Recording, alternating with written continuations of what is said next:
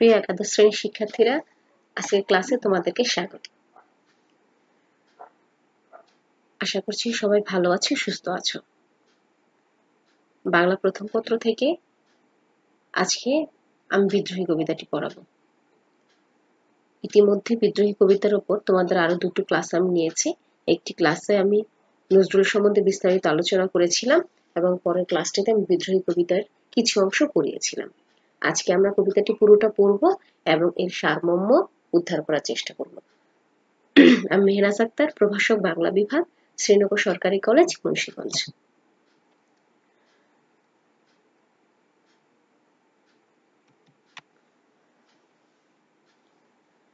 আমি কবিতাটি শুরু করছি। বিদ্রোহী লিখেছেন কাজী নজরুল ইসলাম। তোমাদের আগের ক্লাসে বলেছিলাম যে নজরুলের কি ধরনের কবি, নজরুল কেন বিদ্রোহী কবি এবং কোন কোন জায়গায় আমরা নজরুলের বিদ্রোহী সত্তার প্রকাশ পাই, সেসব বিষয়গুলো আগে আলোচনা করা হয়েছে। এই স্তবকটিও আমি তোমাদের আগে আলোচনা করেছিলাম, আবার এখান থেকে আমি শুরু করছি। একটু পেছন থেকে শুরু করি যাতে তোমাদের মিলিয়ে নিতে সুবিধা হয়। নজরুল বিদ্রোহী কবিতায় সচেতন বিদ্রোহী রূপেই আত্মপ্রকাশ করেছেন। তিনি নিজেকে বিদ্রোহী বলছেন এবং কেন তিনি বিদ্রোহ করছেন সেই কথা বলেছেন, যে কেন তার এই বিদ্রোহী সত্তার হয়েছে এবং কিভাবে তিনি কি চান, পৃথিবীকে তিনি কি রকম দেখতে চান, এই সবকিছু এই কবিতার মধ্যে রয়েছে। এবং এই বিদ্রোহী নজরুল এই যে বিদ্রোহ ঘোষণা করেছেন, এই বিদ্রোহ কিসের বিরুদ্ধে সে কথাও তিনি এই কবিতায় বলেছেন। এবং এই বিদ্রোহী সত্তার কথা বলতে গিয়ে তিনি আগের ক্লাসে বলেছিলাম যে পশ্চিম এশীয় এবং পশ্চিমা এবং ভারতীয় বিভিন্ন মিথ পুরাণের আশ্রয় গ্রহণ করেছেন। সেখান থেকে তিনি তার যে বিদ্রোহী সত্তার উন্মেষ ঘটানোর জন্য সেখান থেকে তিনি শক্তি সংগ্রহ করেছেন এবং ইতিহাস, পুরাণ, ধর্ম, ঐতিহ্য থেকে ঐতিহ্যে যেসব শক্তির উৎস আছে সেই উৎস থেকে তিনি উপাদান একত্রিত করে নিজের বিদ্রোহী সত্তার অবয়ব রচনা করেছেন। আচ্ছা, তাহলে আমরা কবিতাটিতে চলে যাচ্ছি।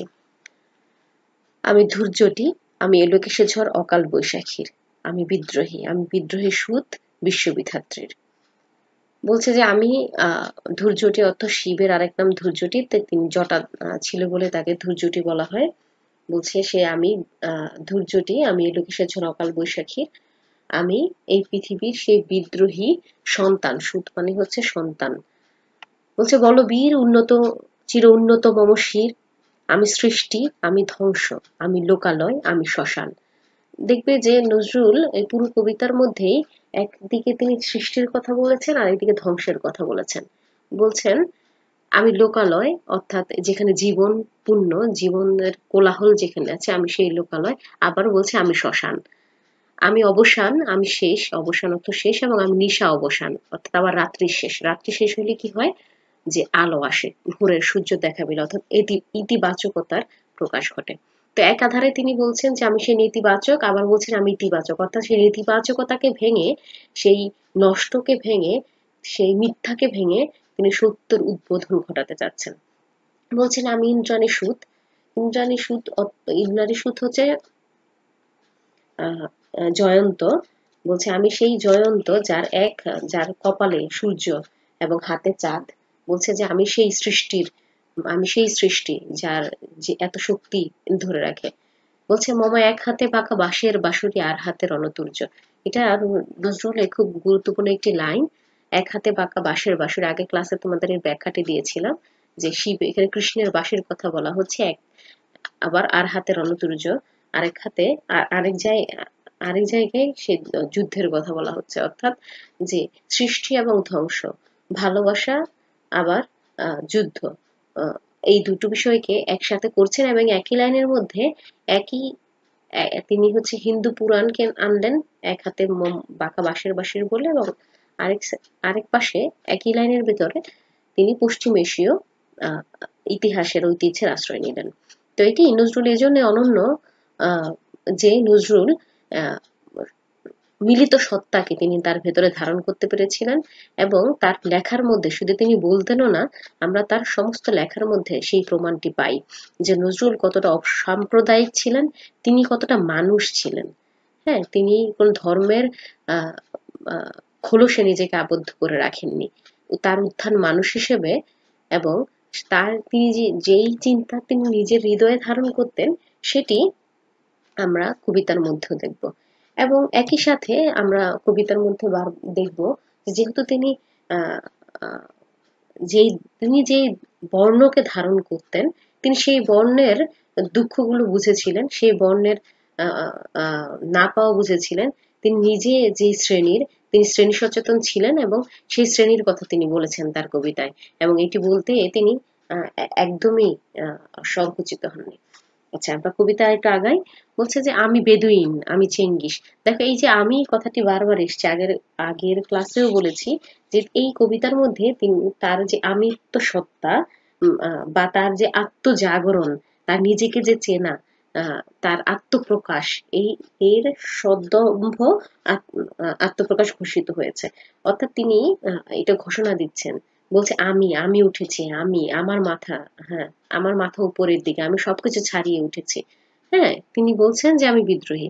নজরুল এখানে অনন্য যে অন্য সে সময় ঔপনিবেশিকতার নিগড়ে থেকে অনেক লেখকই ঔপনিবেশিকতার বিরুদ্ধে বলেছেন, অন্যায়ের অত্যাচারের বিরুদ্ধে কথা বলেছেন, কখনো সরাসরি বা কখনো আড়ালে, প্রতীক রূপকের মাধ্যমে। কিন্তু নজরুল সে তার নিজস্ব কথাটি তিনি সরাসরি বলছেন, নিজেকে বিদ্রোহী বলছেন, এবং তিনি যা বলতে চান সেটি কোনো আড়ালের আশ্রয় গ্রহণ না করে সরাসরি বলেছেন। এই কারণেই কিন্তু নজরুলকে আমরা বিদ্রোহী কবি বলি। আচ্ছা, বলছে আমি বেদুইন, আমি চেঙ্গিস। এই বেদুইন কথাটি বলে আমরা জানি যে আরব ইতিহাসের দিকে চলে গেছেন। চেঙ্গিস খান বীর যোদ্ধা ছিলেন। আমি আপনারা ছাড়া করি না কাহার কুর্নিশ। বলছে যে আমি তাদের মতো সাহসী, বেদুইনের মতো, চেঙ্গিসের মতো। আমি নিজেকে ছাড়া কারোর কাছে মাথা নোয়াই না। কুর্নিশ মানে মাথা নোয়ানো। কারো কাছেই মাথা নোয়াই না। আমি বজ্র, আমি ঈশান, বিশানে ওঙ্কার, আমি ইস্রাফিলের সিংহার মহাহুঙ্কার। বলছে যে আমি ইসরাফিল, তো জানো যে মুসলিম ধর্মের ইসরাফিল হচ্ছেন একজন ফেরেশতার নাম, যার সিংহার ধ্বনি যখন বাজবে, কথিত আছে যে তখন পুরো পৃথিবী ধ্বংস হয়ে যাবে। বলছে যে আমি সেই ইসরাফিলের সিংহার অহংকার, অর্থাৎ আমি ধ্বংস করে দেই যত অনিয়ম আছে, যত অত্যাচার আছে পৃথিবীতে, যত খারাপ বিষয়, যে এই পৃথিবীকে আমি ধ্বংস করে আমি নতুন পৃথিবী গড়ব, যে পৃথিবীতে কোনো শ্রেণী বৈষম্য থাকবে না, যে পৃথিবীতে কোনো অত্যাচারী থাকবে না এবং কোনো অত্যাচারিত থাকবে না। ঠিক আছে? এই যে বারবার যে ধ্বংসের কথা বলছেন, ধ্বংসের মধ্যে থেকেই যে নবসৃষ্টির আহ আহ ইঙ্গিত থাকে, সেই বিষয়টি কিন্তু আমরা দেখতে পাচ্ছি, এবং সেই নবসৃষ্টির জন্যই কিন্তু তিনি বারবার ভেঙে ফেলার কথা বলছেন। বলছে আমি পিনাক পানির ডম্র ত্রিশূল, ডম্র এটা ঢোলের মতো একটা যন্ত্র, ত্রিশূল তো তোমরা জানো, ধর্মরাজের দণ্ড, আমি চক্র ও মহাশঙ্খ, আমি প্রণবনাথ প্রচন্ড। তো এই সমস্ত বিষয় থেকে তিনি শক্তি সংগ্রহ করেছেন, যে আমরা যে বিষয়গুলো বলছি যে পুরাণ ধর্ম থেকে, ইতিহাস থেকে তিনি শক্তি সঞ্চার করেছেন। আচ্ছা, এরপর বলছে আমি খ্যাপা দুর্বাসা, বিশ্বমিত্র শিষ্য। দুর্বাসা একজন মুনির নাম। তিনি খ্যাপা দুর্বাসা, অর্থাৎ খুবই ক্রোধান্বিত ছিলেন, এবং তার ক্রোধান অনলে অনেককে তিনি জ্বালিয়ে দিয়েছেন। বিশ্বমিত্র শিষ্য।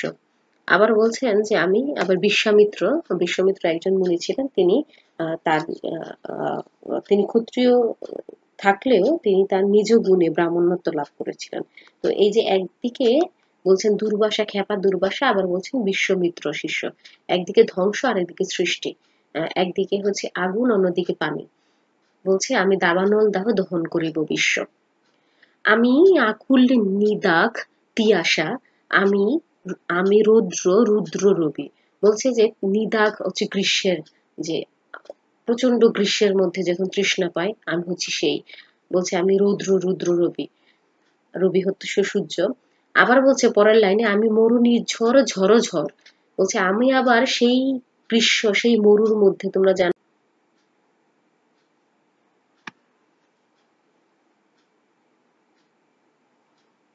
আমি শ্যামলিমা ছায়াছবি। অর্থাৎ একদিকে আহ মরুর যে রুদ্র কঠিন রূপ সেটি, আবার একদিকে শ্যামলিমা অর্থাৎ সবুজে ভরা সুন্দর, সেই কথা বলছে। বলছে আমি অরফিয়াসের বাঁশুরি মহাসিন্ধু তোলা ঘুম ঘুম চুমু দিয়ে করে নিখিল বিশ্বে নিঝুম। অরফিয়াস হচ্ছেন এমন একজন গ্রিক পুরাণের দেবতা। এখানে আবার দেখো তোমরা পশ্চিমা ঐতিহ্যকে নিয়ে এসেছেন।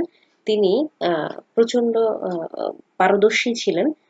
তিনি শিল্পী এবং কবি দুটোই ছিলেন, পারদর্শী ছিলেন যন্ত্র সঙ্গীতে। তিনি তার যন্ত্র সঙ্গীতের মহিমায় সবাইকে মুগ্ধ করে রাখতেন। তিনি সুরের ইন্দ্রজাল বিস্তার করে মানুষকে মুগ্ধ করেছিলেন।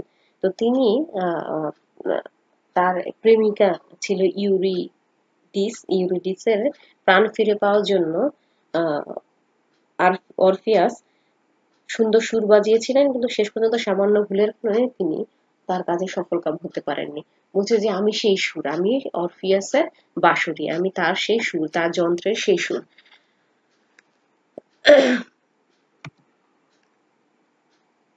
আমি পরশুরামের কঠোর কুঠার নিক্ষত্রিয় করিব বিশ্ব, আনিব শান্তি শান্ত উদার। আমি হল বলরাম স্কন্ধে, আমি উপরে ফেলিব অধীন বিশ্ব অবহেলে নবসৃষ্টির মহানন্দে। এখানে পরশুরাম তোমরা জানো যে তিনি হচ্ছে বিষ্ণু ষষ্ঠ অবতার। তার ছিল অস্ত্র ছিল হচ্ছে কুঠার, এই জন্য তার নাম হচ্ছে পরশুরাম। পরশুরাম 21 বার তার কুঠার দিয়ে ক্ষত্রিয়দের ধ্বংস করেছিল। বলছে সেই পরশুরামের শক্তির সাথে নিজের শক্তির তুলনা করছেন কাজী নজরুল।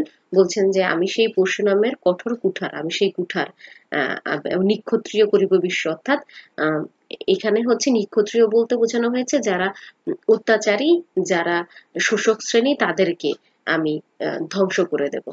হ্যাঁ, সেই পরশুরামের কঠোর কুঠার দিয়ে আমি তার মতো, পরশুরামের মতো আমি এই এই পৃথিবী থেকে অত্যাচারীদের ধ্বংস করে দেব এবং পৃথিবীতে শান্তি আনবো। বলছে আমি বলরাম স্কন্ধে, আমি হল বলরাম স্কন্ধে। আমি হচ্ছে বলরাম, হচ্ছে তোমরা জানো যে তিনি শ্রীকৃষ্ণের বৈমাত্রীয় ভাই ছিলেন। তার যে লাঙল দিয়ে যে চাষ করতেন, বলছে যে আমি সেই লাঙল দিয়ে এই এই নষ্ট পৃথিবীকে, এই অত্যাচারিত পৃথিবীকে আমি ধ্বংস করে ফেলবো একদম সানন্দে, এবং নতুন সৃষ্টি যে করব আমি সেই আনন্দে, এবং সেই আনন্দে আমি সহজে এই পৃথিবীকে ধ্বংস করে দিতে পারি। বুঝতে পারছো? তো বলছিলাম যে নজরুল আসলে এই যে তার যে ধ্বংস, এটা নতুন সৃষ্টির জন্যেই। এরপর আছে যে এই স্তবকটি যে দেখতে পাচ্ছ, বলছে মহাবিদ্রোহী রণক্লান্ত, আমি সেই দিন হব শান্ত, যবে উৎপীড়িতের ক্রন্দন রোল আকাশে বাতাসে ধ্বনিবে না, অত্যাচারীর খড়গ কৃপান ভীম রণভূমে রণিবে না। এই জায়গাটিতে পুরো কবিতার মূল মেসেজটি দেওয়া আছে, নজরুল নিজেকে কেন বিদ্রোহী বলছেন এবং নজরুল আসলে কি প্রত্যাশা করেন সরাসরি এই স্তবকটিতে নজরুল বলছেন। যে নজরুলের প্রত্যাশা কি, যে বলছে আমি সেই যুদ্ধ ক্লান্ত সেই বিদ্রোহী, এবং আমি শান্ত হব না, আমি সেদিনই শান্ত হব যেদিন উৎপীড়িতের ক্রন্দন অর্থাৎ অত্যাচারিত যে তার কান্নার রোল আকাশে বাতাসে থাকবে না। অর্থাৎ যতদিন পর্যন্ত তার কান্না থামবে না ততদিন পর্যন্ত আমি শান্ত হব না, যতদিন পর্যন্ত অত্যাচারীর খড়গ কৃপান, খড়গ তো তোমরা জানো এক ধরনের অস্ত্র বিশেষ, সেই অস্ত্র যতদিন পর্যন্ত না থামবে ততদিন পর্যন্ত এই নজরুল শান্ত হবেন না, যতদিন পর্যন্ত অত্যাচারের তলোয়ার বা তার অস্ত্র এই পৃথিবীতে থেকে ধ্বংস হবে না। ঠিক আছে, তাহলে এই এই অংশটি থেকে আমরা সরাসরি বুঝতে পারছি যে আসলে নজরুল কি প্রত্যাশা করেন, কেন তার এই বিদ্রোহ। এরপরে রয়েছে যে আমি চিত্র বিদ্রোহীর বিশ্ব ছাড়াইয়া উঠিয়াছি, আমি একা চির উন্নত শির। এইটা একটা সিগনেচার লাইন। তিনি বলছেন যে এই আমি চির বিদ্রোহী বীর, বিশ্ব ছেড়ে উঠিয়াছি আমি একা। এই যে এইখানেই তার যে আত্মপ্রকাশ, সচেতন বিদ্রোহী রূপে তার আত্মপ্রকাশ, তার আত্মজাগরণ যে তিনি সেটা ঘোষণা করছেন। তো আমরা দেখছি যে এই কবিতাটিতে কি পর্যন্ত ছিল এই কবিতাটি তোমাদের যে বইয়ে যতটুকু আছে সেটি সংক্ষিপ্ত অংশ আছে, মাঝ থেকে বেশ কিছু চরণ সেখান থেকে বাদ দিয়ে সংকলিত করা হয়েছে। এটি আরো অনেক বড় একটি কবিতা। তাহলে আমরা যদি এই কবিতাটিকে সামারাইজ করি তাহলে কি পাবো, যে 1922 সালে কাজী নজরুল ইসলাম যে অগ্নিবীণা কাব্য তার প্রকাশিত হয়, সেখানের একটি উল্লেখযোগ্য কবিতা হচ্ছে বিদ্রোহী, এবং এই বিদ্রোহী কবিতা দিয়ে তিনি প্রচন্ড ভাবে তৎকালীন সময় সারা জাগাতে পেরেছিলেন। এবং তোমরা জানো যে ইংরেজরা এই দেশে শাসন করেছিল 1947 সাল পর্যন্ত, এবং এরপরে এই দেশটি স্বাধীন হয়েছিল, দেশটি তার স্বাধীনতা ফিরে পায়, ভারত উপমহাদেশ স্বাধীনতা পায়। তো এই সময়ে স্বাধীনতা আন্দোলন চূড়ান্ত পর্যায়ে শেষের দিকে উঠেছিল, নানা ধরনের ব্রিটিশ বিদ্রোহী আন্দোলন চারিদিকে হচ্ছিল, এবং বিভিন্ন লেখকরাও সেই আন্দোলনে অংশ নিয়েছেন। তো নজরুল তার কবিতায় শুধু ঔপনিবেশিকতা থেকে মুক্তির জন্যই কিন্তু নয়, এরপরে রবীন্দ্রনাথ এই যে হিন্দু মুসলিম যে বিরোধ, তারপর শুধুমাত্র ইংরেজ শোষকদেরই নয়, বরং এদেশে যে জমিদার শ্রেণী, যে ধনিক শ্রেণীর গরিবদের উপর অত্যাচার, অন্যায় অত্যাচার করতো, সে সমস্ত কিছুর বিরুদ্ধেও নজরুলের লেখনী অবিচল থেকেছে। তো এই কবিতায় নজরুল বলছে যে কবি নিজের কণ্ঠস্বরকে চিনিয়ে দিচ্ছেন এবং বলছেন যে নজরুল বলছেন যে আমি সগর্ব বলি যে আমার বিদ্রোহী আমি ঔপনিবেশিক শোষণ থেকে যতদিন পর্যন্ত ভারতবর্ষ মুক্ত না হবে ততদিন পর্যন্ত আমার এই বিদ্রোহ চলবে। এবং এই কবিতায় তিনি বারবার সেই ক্ষোভ এবং বিদ্রোহ প্রকাশ করেছেন। কবি অন্যায় অনিয়মের বিরুদ্ধে বিদ্রোহ ঘোষণা করতে গিয়ে ধর্ম, ঐতিহ্য, ইতিহাস ও পুরাণের শক্তির উৎস থেকে উপকরণ উপাদান সমকৃত করে নিজের বিদ্রোহী সত্তার অবয়ব রচনা করেছেন। এবং কবিতা শেষে যে তিনি বলেছেন যে আমি এই অন্যায় অত্যাচারের অবসান কামনা করি, যদি এই অন্যায় অত্যাচার অবসান হয় সেদিনই আমি শান্ত হব। এবং বিদ্রোহী কবিকণ্ঠে জানিয়ে এইটা ঘোষণা দেন যে উৎপীড়িত জনতার ক্রন্দন রোল যতদিন পর্যন্ত প্রশমিত না হবে ততদিন পর্যন্ত এই বিদ্রোহী কবিসত্তা শান্ত হবে না। তো আমরা বলতে পারি এই চির বিদ্রোহী অপ্রভেদী চির উন্নত শিররূপে বিরাজ করবে তার। তো যাই হোক, আমরা বুঝতে পারলাম যে নজরুল কেন বিদ্রোহী এবং এই কবিতায় তিনি কি প্রত্যাশা করেছেন, এবং তার এই প্রত্যাশার পথে তিনি মিথ পুরাণের বিভিন্ন উপকরণ নিয়ে নিজের ভেতরের শক্তিকে জাগ্রত করেছেন এবং বলেছেন আমি সেই সন্তান এবং আমাকে কখনোই শান্ত করে রাখা যাবে না, এবং অত্যাচার কবল থেকেই এই দেশের বা এই মানুষের স্বাধীনতা তার কাম্য। তো আশা করি বুঝতে পেরেছ নজরুলের বিদ্রোহী সত্তাকে, নজরুলের বিদ্রোহী কবিতাকে। তোমরা সবাই ভালো থাকবে, সুস্থ থাকবে, বাড়িতে কবিতাটি পড়বে, এবং যখন আমরা ফিজিক্যাল ক্লাস নেব তখন যদি কোনো প্রশ্ন জিজ্ঞাসা থাকে করতে পারো, অথবা আমাকে তোমরা অনলাইনেও জানাতে পারো। তো ধন্যবাদ তোমাদের সবাইকে, ভালো থাকবে।